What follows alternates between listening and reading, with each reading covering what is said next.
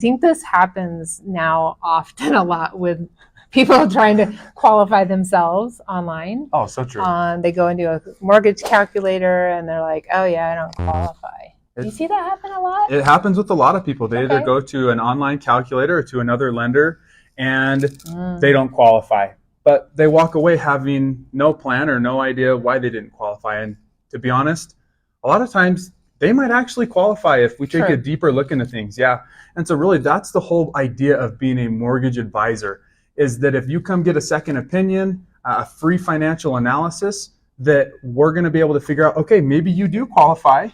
And if so, great. If not, we're going to create a plan for you. That way you have actual steps you know that you need to take in order to be able to purchase a home. Right. I love that. And I know that you're not a high pressure person and you just want to help them. So they're going to leave with something. They're going to be qualified or have a plan. Yep, absolutely. Sounds great to me. Yeah.